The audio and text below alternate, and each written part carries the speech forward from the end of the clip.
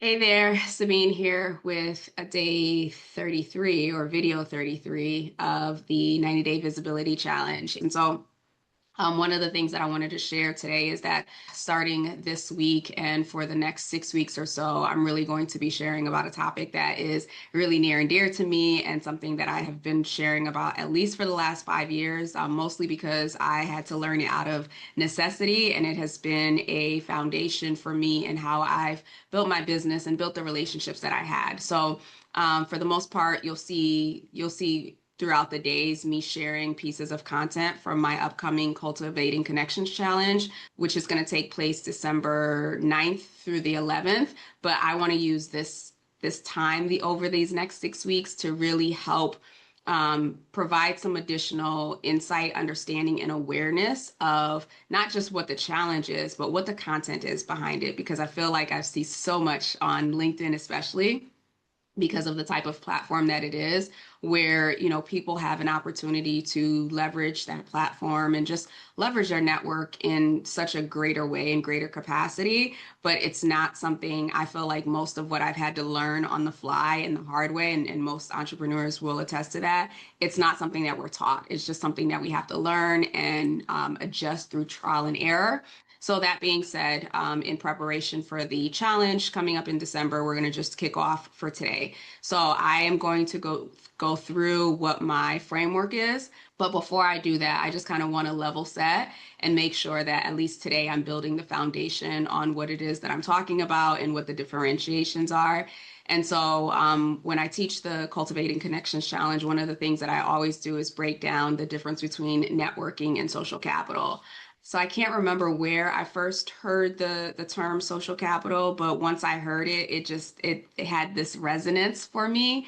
And since then, I've been using it and digging deeper on what it really looks like and how it's different from networking itself. And so, if I can give you a couple examples, because we hear the term networking so often, and it comes in so many different forms. But think about networking, or the way that I think about networking is that you're meeting a lot of people, you're following them on social, be it LinkedIn or wherever. Maybe you exchange numbers, you exchange business cards, you chat at events, you know of each other, but the connection itself is pretty surface level, like you don't know much about that person. Whereas social capital goes a lot deeper, right? It's about the value and the trust that you've built inside that relationship. And so those are people who you've actually had a lot of interactions with, and they would actually vouch for you. They would share opportunities or give you help or provide support when you need it. This is one of those things where if you think about networking in terms of quantity, the quantity of people that you know, whereas social capital is really about the quality of those relationships from those people that you know.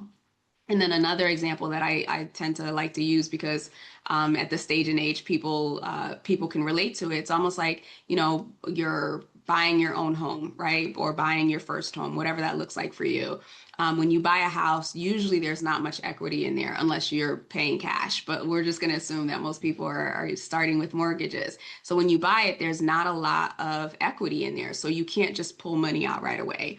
Over time, you have to make payments, you have to take care of it. And so the value starts to build over time. That's the same thing when it comes with people, right? So maybe you meet someone at an event, or you're connected to someone through an introduction. In that moment, there's not a lot of equity in that relationship. There's not a lot of social capital in that relationship. But as you make consistent deposits, be it, showing up for them, supporting them, keeping your word. I have this thing about gives and asks, but I won't talk about it here. But, the more you do that, then your relationship equity starts to build. And then from there, if and when you need support, you've built enough social capital, you've built enough relationship equity, so to speak. So that's really the difference between networking and social capital. And so, with the Cultivating Connections Challenge, it's really for people who want to leverage their network. They've built the quantity, so to speak, but now they want to be strategic and intentional about deepening those relationships so that as they need to make withdrawals, they've built up the equity to do so. So noodle on whether or not you have a network or you actually have done the work to build the social capital and what might need to change in your behavior, in your attitude around your relationships to be able to leverage your social capital one day. With that, have a great rest of the day and we'll talk soon. Take care.